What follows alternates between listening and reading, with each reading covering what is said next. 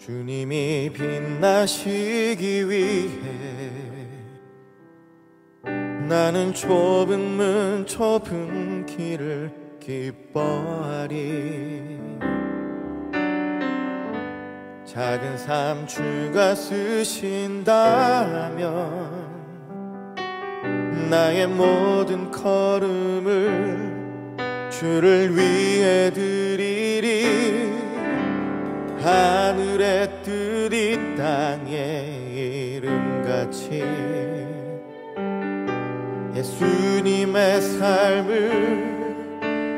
이어가도록 내 삶 속에 주만 빛나신다면 나는 죽고 예수로만 살리라. 내가 아니라 예수님 빛나는 삶, 내가 아니라 하나님 영광 나타내는 삶, 내가 아니라 성령님 인도 따라가는 삶, 하나님 기뻐하시는 삶이라. 주님이 빛나시기 위해, 주님이 빛나시기 위해 나는 좁은 문 좁은 길을 기뻐하리. 작은 삶 주가 쓰신다면 나의 모든 걸음을 주를 위해 드리리. 하늘의 뜻 이 땅의 이름같이 예수님의 삶을 이어가도록 내 삶 속에 주만 빛나신다면 나는 죽고 예수로만 살리라. 내가 아니라 예수님 빛나는 삶, 내가 아니라 하나님 영광 나타내는 삶, 내가 아니라 성령님 인도 따라가는 삶, 하나님 기뻐하시는 삶이라. 하늘의 뜻 이 땅에, 하늘의 뜻 이 땅의 이름같이 예수님의 삶을 이어가도록 내 삶 속에 주만 빛나신다면 나는 죽고 예수로만 살리라. 내가 아니라 예수님 빛나는 삶, 내가 아니라 하나님 영광 나타내는 삶, 내가 아니라 성령님 인도 따라가는 삶, 하나님 기뻐하시는 삶이라. 내가 아니라 예수님 빛나는 삶, 내가 아니라 하나님 영광 나타내는 삶, 내가 아니라 성령님 인도 따라가는 삶, 하나님 기뻐하시는 삶이라. 하나님 기뻐하시는 삶이라.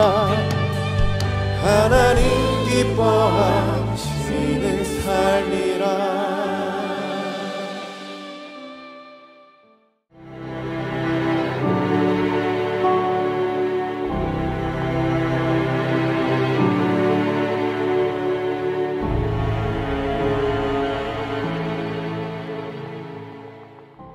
할렐루야.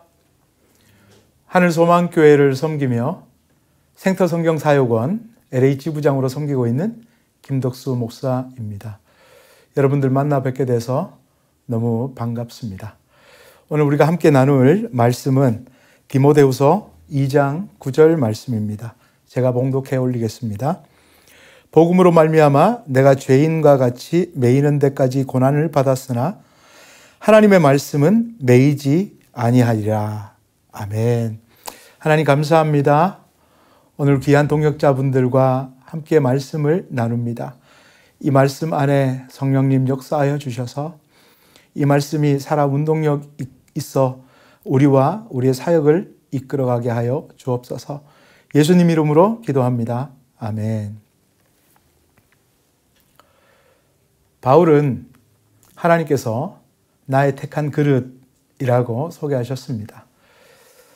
바울이 다메섹 도상에서 예수님을 만나 회심하였고 이후에 아나니아라고 하는 선지자에게 바울에게 가서 안수해 주라고 그렇게 말씀하시며 소개하셨던 것이 바울은 나의 택한 그릇이다. This man is my instrument to proclaim my name to the Gentile and their kings and to the people of Israel. 그 이후로 사도 바울은 하나님의 복음, 하나님의 말씀을 담아내는 그릇으로서 많은 사람들에게 복음을 증거하는 삶을 살았습니다. 그런 삶을 살아갈 때 바울은 많은 고난을 당하고 또 핍박을 당해야 했습니다. 고린도후서에 소개하는 그가 당했던 많은 고난들은 추위와 더위와 강과 또 헐벗음과 굶주림과 또 동족과 또 이방인들의 많은 위협을 받았다고 이야기를 합니다. 그런 복음을 전파하며 그가 받았던 그 고난, 그 박해는 그를 묶어두려는 그런 사단의 계략, 계궤였습니다. 그럼에도 불구하고 하나님의 말씀은 매이지 아니하였고 묶이지 아니하였습니다. 사실 바울이 1차 선교 여행을 시작할 때부터 그에게는 무수한 박해와 고난이 있었습니다. 1차 선교 여행 가운데 갈라디아 지역에서 말씀을 증거하고 교회를 세우는 과정에서 루스드라에서 걷지 못하게 된 사람을 고친 그 사건 이후에 비시디아 안디옥에서부터 바울을 핍박하기 위해서 출장 나온 사람들의 선동에 의하여 바울은 돌에 맞았습니다. 거의 죽게 되었습니다.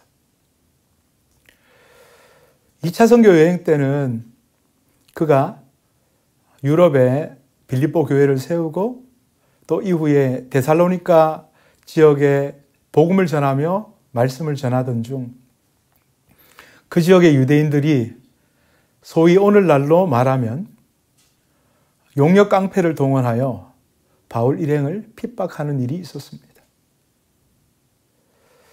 3차 선교 여행에는 에베소 교회를 개척을 하고 또 유럽 빌립보 교회, 데살로니가 교회, 또 고린도 교회를 다니며 또 헌금을 거두고 있던 중 바울을 암살하려고 하는 암살단이 있다는 정보를 받게 됩니다.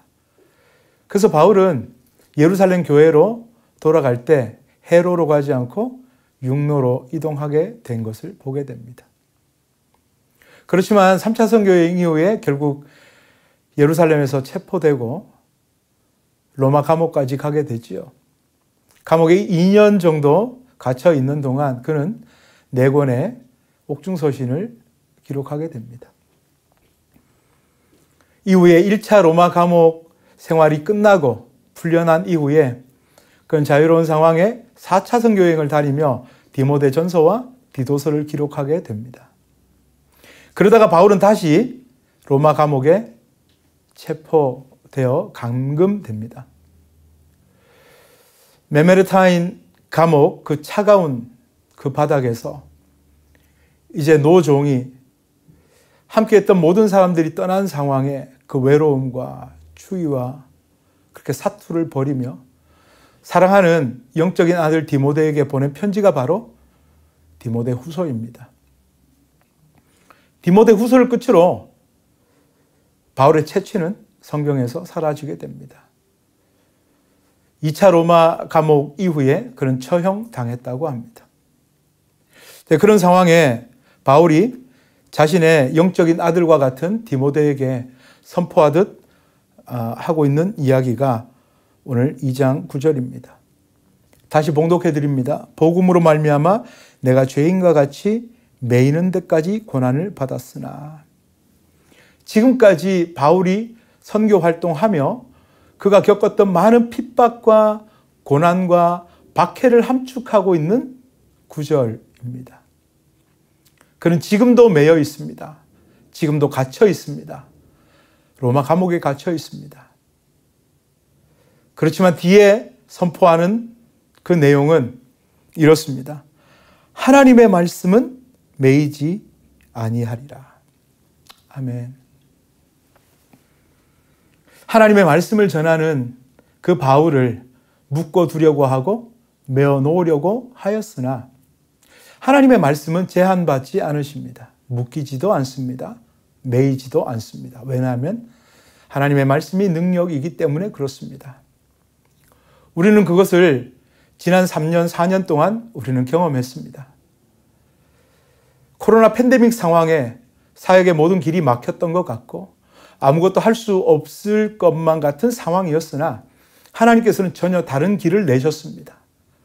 그래서 하나님께서는 다른 방법으로 복음이 더 편만하게 또 하나님의 나라가 더욱더 왕성하게 확장될 수 있는 길을 열어주셨던 것을 우리는 경험했습니다. 그것을 통해 우리가 깨달은 것은 바울의 고백처럼 상황은 묶임을 받은 것 같으나 하나님의 말씀은 능력이 있어 묶이지 않았다는 것을 우리는 경험하였습니다. 바울은 하나님의 그릇이었습니다. 여기에 모여서 저와 함께 말씀을 나누고 있는 저와 여러분들도 하나님의 그릇인 줄 믿습니다. 하나님의 말씀을 담아내어 그 말씀을 세상 가운데 증거하고 선포하는 하나님의 그릇들인 줄 믿습니다.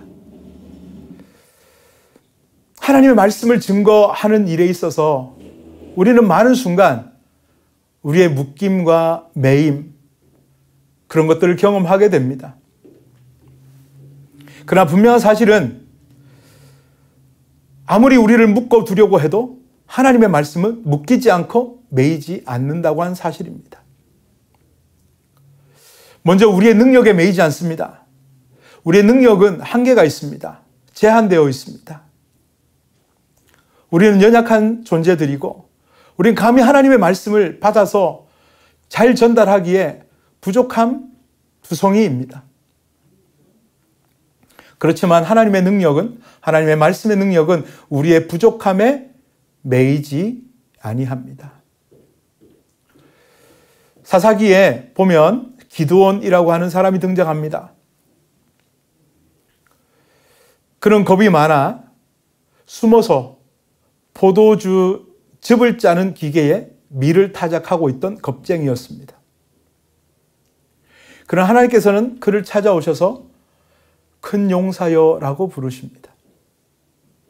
그는 겁쟁이인 것이 맞습니다. 그러나 하나님께서 그를 큰 용사여라고 부르신 이유는 단 하나입니다. 하나님께서 앞으로 그와 함께 하실 것이기 때문입니다.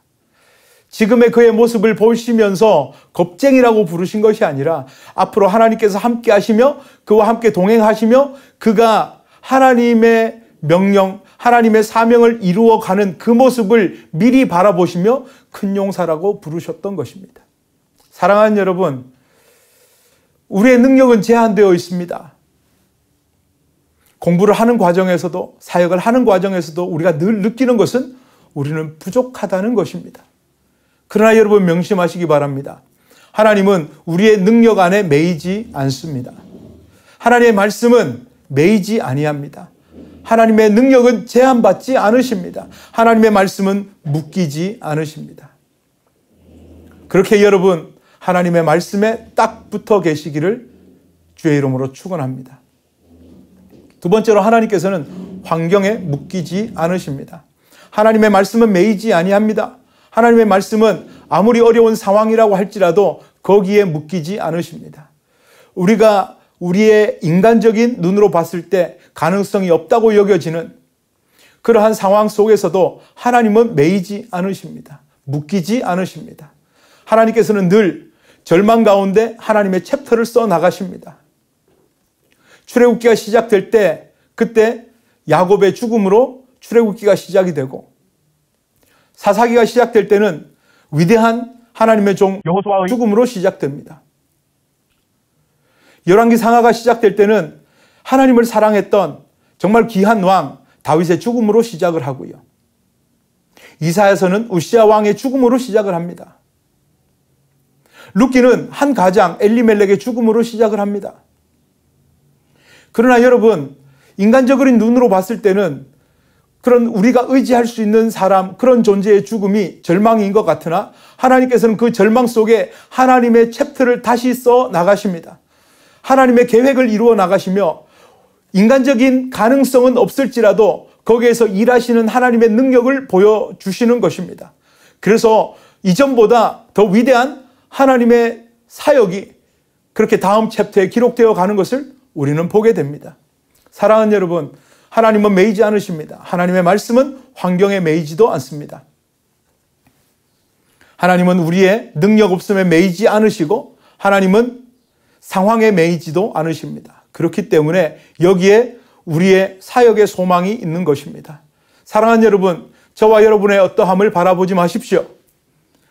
하나님의 말씀의 능력에 붙들릴 때 우리는 하나님의 그릇들로서 하나님의 말씀을 잘 전할 수 있는 그 구간을 잘 달려갈 수 있음을 믿습니다. 바라기는 우리의 능력이 하나님의 말씀으로부터 나온다는 사실을 여러분 꼭 붙드시기를 주의 이름으로 축원합니다. 말씀을 붙든다는 것은 말씀이 육신이 되어 우리 가운데 오신 예수님을 붙든다는 의미와도 같습니다. 사랑하는 여러분, 우리의 자신의 모습을 너무 바라보지 마십시오. 우리는 능력 없습니다. 우리는 무능합니다. 상황을 너무 바라보지 마십시오. 상황은 힘듭니다. 우리에게 소망을 주지 않습니다. 그러나 그 위에 역사하시는 하나님을 바라보시고 하나님의 말씀에 꼭 붙들린 바 되어서 하나님께서 우리에게 허락하신 사명의 구간을 바울처럼 힘차게 달려가시게 되기를 주의 이름으로 축원합니다. 하나님의 말씀은 매이지 아니하느니라. 아멘. 고맙고 감사하신 아버지,